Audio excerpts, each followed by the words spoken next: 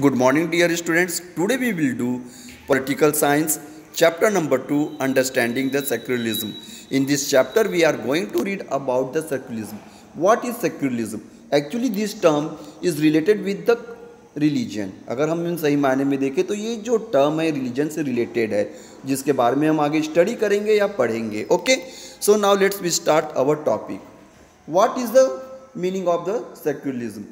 Okay, the Indian Constitution allows the individual the freedom to live by their religious beliefs and the practices as they interpreted these. In keeping with this idea of a religious freedom for all, India also adopted the strategy of the separating the power of a religious and the power of the state secularism. तो यहाँ हम देखते हैं कि after the independence, the Constitution has provided the Indian citizen the equal rights to follow any religion or practice any custom. तो हम यहाँ क्या देखते हैं कि आज़ादी के बाद आफ्टर द इंडिपेंडेंस तो हमारे जो कॉन्स्टिट्यूशन जब निर्माण किया गया था, when our constitution was adopted, it's give the equal rights.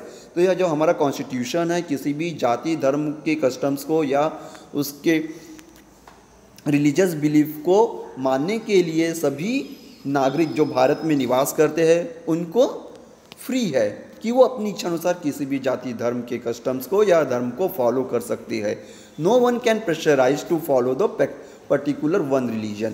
तो ऐसा नहीं है कि स्टेट गवर्नमेंट या सेंट्रल गवर्नमेंट या एनी कोई अथॉरिटी वहाँ के नागरिकों को प्रेशराइज करके किसी एक धर्म का पालन करने के लिए क्यों नहीं कर सकती? क्योंकि हमारा जो देश है वो डेमोक्रेटिक है, यहाँ पे सभी जाति धर्म के लोग रहते हैं और हमारी कॉन्स्टिट्यूशन ने सभी को बराबर समानता का अधिकार दिया हुआ है. That's why.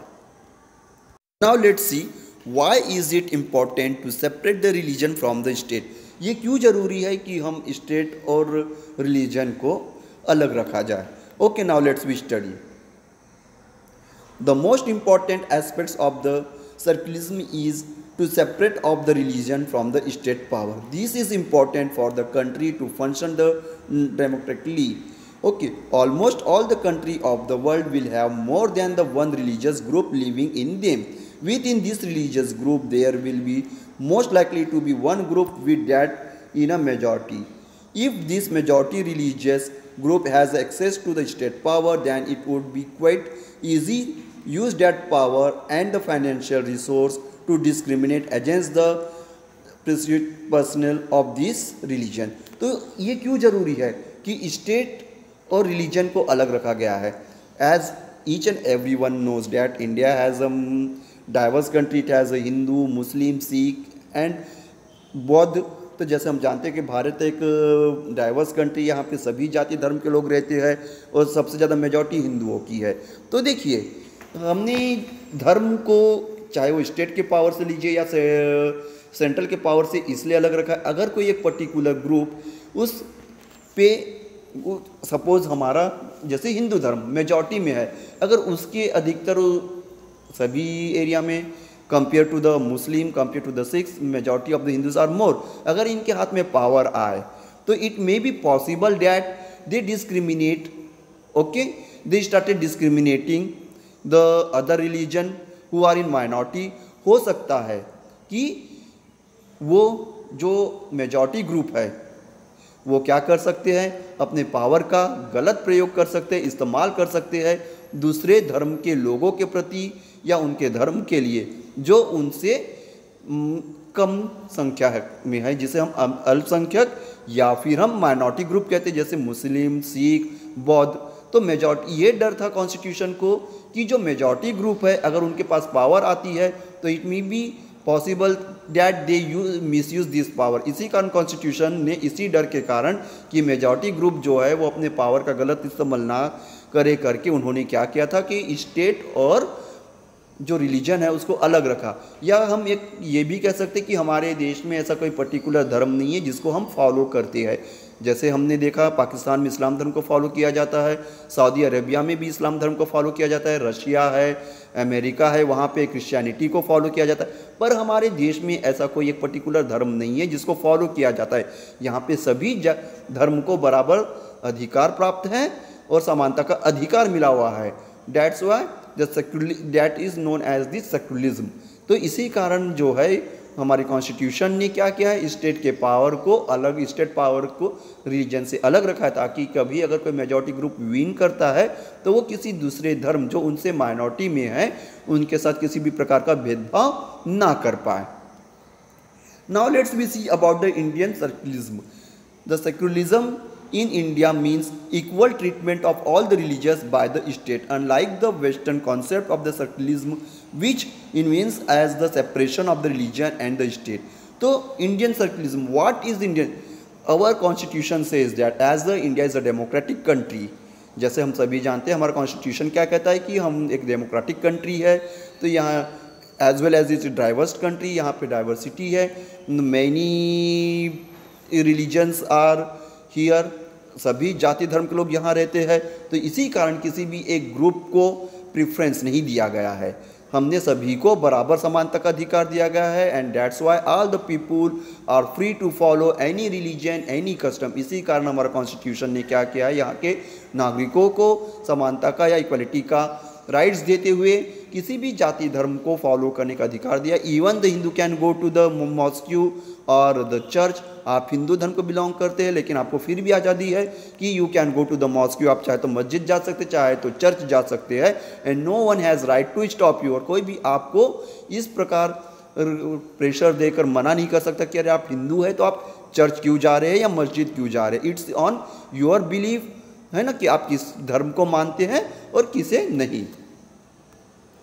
Okay, with in the 42nd amendment of the Constitution of the India enacted in 1976, the preamble to the Constitution states that the India is a secular nation. However, neither the India's Constitution nor its law define the relationships between the religion and the state.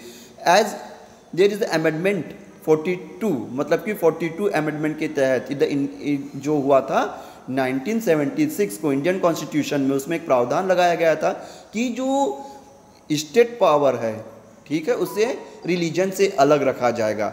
मतलब कि state के power में कोई भी अगर majority group जीत के आती है तो उसका मिसयूज़ ना करे करके उसे क्या किया गया था, रिलीजन को, धर्म को स्टेट से अलग रखा गया था।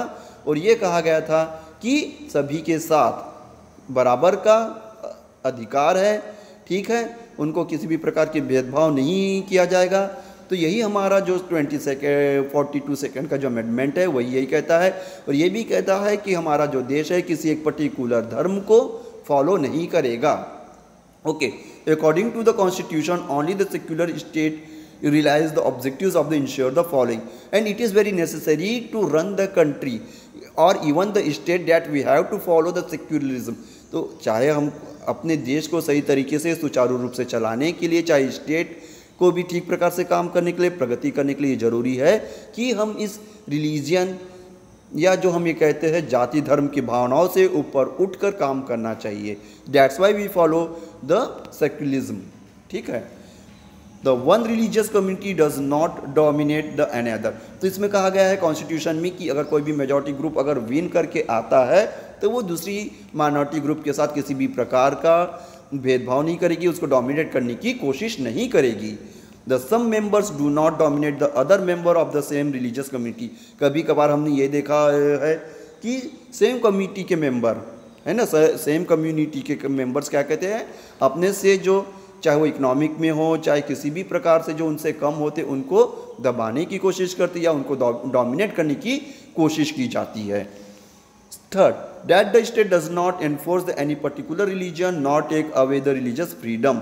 हम यहाँ पे देखते कि the constitution has given the rights to follow the any religion, okay, any custom. हमारा जो कॉन्स्टिट्यूशन है हमको किसी भी धर्म जाति के रिलीजियस बिलीफ को फॉलो करने का अधिकार देता है। उसमें स्टेट हो चाहे सेंट्रल हो, किसी भी प्रकार का हमके ऊपर पाबंदी नहीं लगा सकती। Now let's we see ways in scrubbing of the discriminative practice. First, it is used the strategy of the discriminating itself from the religion. The Indian state is not ruled by the religious group and nor it supports only the one religion. In the India government, space like the law, court, police station, government schools and offices are not supposed to display or promote any one religion. So we have to to encourage the secularism we have to follow the some state. अगर हम चाहते हैं कि हमारा देश प्रगति करे, develop करे, even the state we have to overcome from this religious type of mind. तो अगर हम हमको इस प्रकार के जाति धर्म से ऊंचा उठना पड़ेगा और सभी के साथ एक जैसा व्यवहार करना पड़ेगा। तो इसी कारण हमारे जो कॉन्स्टिट्यूशन है और जो हमारा संविधान है, he says that the country, मतलब हम इंडिया की बात करें, हमारे जो भारत देश है कोई पर्टिकुलर रिलीजन को फॉलो नहीं करता। As we know that it is diverse country, that's why even the schools, colleges, government hospitals और द कोर्ट्स या पुलिस स्टेशन। तो हम ये यहाँ देखते हैं कि हमारा जो कॉन्स्टिट्यूशन है ही सेज दैट चाहे वो गवर्नमेंट ऑफिसेस हो, पुलिस स्टेशन हो, जज कोर्ट रूम हो और स्कूल और कॉलेजेस क्यों ना हो, we have to follow the secularism. हमें सेक्युलरिज्म को ही याद रखना है, किसी एक पर्टिकुलर धर्म के बारे में नहीं सोचना है। Okay, the second way is through the strategy of a non interference. This means that in order to respect the sentiments of all the religion and not to interfere with the religious practice, the state makes the certain expectation of the particular religious community. The second way, the first one I had explained you. Now the second one is that the state government or the central government have no rights to interfere in the religious practice of any person. तो यहाँ पे हम देखते हैं कि जो हमारा constitution है, he has given the rights to follow the any religion, any custom. Even the central government or the state government or the any authority has no right to enforce you to follow that any particular religion. तो यहाँ हम देखते हैं कि हमारा जो constitution है हमको समान अधिकार दिया है कि आप किसी भी जाति धर्म के कस्टम्स को या बिलीफ को फॉलो कर सकते हैं। यहाँ पर कोई भी गवर्नमेंट या अथॉरिटी जो है आपके ऊपर प्रेशर नहीं डालेगी कि आप इस किसी भी एक पर्टिकुलर धर्म को या रिलीजन को फॉलो करें, जैसे मैंने आपको इसके पहले समझाया है। Okay, the third way is through the strategy of the intervention, the untouchability. This is a good example where the members of the same religion, upper caste Hindus dominate the other member same lower caste with in order to prevent this religion based exclusion and the discrimination of a lower caste, the Indian constitution banned the untouchability.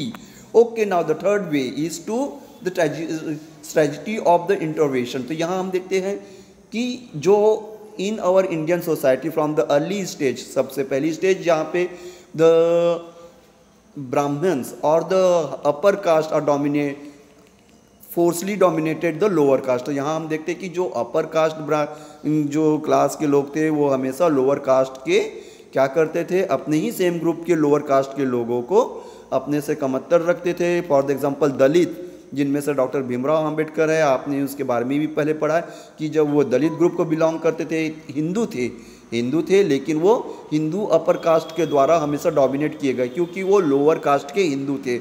उनसे स्कूलों में अच्छा व्यवहार नहीं किया जाता था, जैसे हमने आपको इसके पहले के चैप्टर्स में पढ़ाया है। Discriminated by the teachers and the childrens, उनको डिस्क्रिमिनेशन का सामना करना पड़ा, भेदभाव किया जाता था, उनको प्रॉपर क्लास अटेंड नहीं की जाती थी, है ना।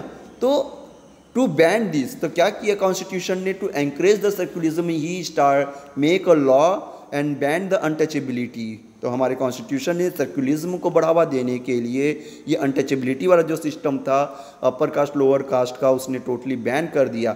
इसका मतलब यह है कि आप अगर इस प्रकार की प्रैक्टिस करते हैं and if you find guilty, और आप गिल्टी पाए जाते हैं, तो it may be that you have punish of imprisonment, हो सकता है आपको जेल भी हो। Okay, so now let's we see in what way is the Indian secularism different from the other democratic country. तो हमारा जो भारत का सेक्युलरिज्म जो है वो बाकी कंट्रियों से किस प्रकार अलग है। The first amendment of USA constitution prohibits the legislature from making the law respecting and establishing the religious और that prohibited the free exercise of the religion. What is meant by the word establishment is that the legislature cannot declare any religion as the official religion, nor can they give the preference to the any one religion. In the USA, the separation between the state and the religion means that neither the state nor the religion can interfere in the affairs of the one another. तो यहाँ हम देखते हैं कि जो हमारा भारतीय संविधान है उसका स्टेट्स के लिए अलग पावर है, सेंट्रल के लिए अलग पावर है, and it's separate the religion. यहाँ के चाहे स्टेट्स में रहने वाले लोग हो या भारत के किसी भी जाति धर्म के लोग हो, they have free from the they, or we can say they can follow any religion. The state government or the central government not have rights to interfere. Central government, state government या कोई भी authority जो है यहाँ के religion पे interfere नहीं करेगी, प्रैक्टिस के लिए इंटरफेयर नहीं करेगी।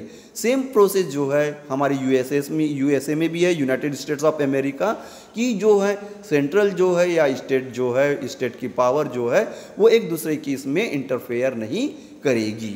Okay, there is a one significant way in which the Indian secularism differ from the dominant understanding the secularism as practiced in the United States of America. This is because unlike the strict separation between the religion and the state in the American secularism, in Indian secularism the state can be intervene the religious affair. Okay, तो हम यहाँ देखते हैं कि America में भी same process है, और द स्टेट हो चाहे सेंटर हो, he has no right to interfere नहीं कर सकते। और हमारे जो संविधान है, कॉन्स्टिट्यूशन है, वो भी यही कहता है। तो हम यहाँ देखते हैं कि जैसे जो डेमोक्रेटिक कंट्री है लाइक यूएसए और द इंग्लैंड, तो उन्होंने क्या किया है, they provided the some laws that the state और the centre has no right to interfere in the religious matter. तो हम यहाँ देखते हैं कि जितनी भी बड़ी डेमोक्रेटिक कंट्री है वो एक ऐसा लॉ बनाई है, कॉन्स्टिट्यूशन ने ऐसा लॉ प्रोवाइड किया है कि जिसके द्वारा चाहे वो स्टेट अथॉरिटी हो चाहे सेंट्रल अथॉरिटी हो, वो किसी भी जाति या धर्म के नाम पे किसी के साथ एक तो भेदभाव नहीं करेगी, डिस्क्रिमिनेशन नहीं करेगी, और साथ ही साथ वो किसी के रिलीजियस मैटर पे इंटरफेयर भी नहीं कर सकती। Okay, so we have completed the chapter. Thank you.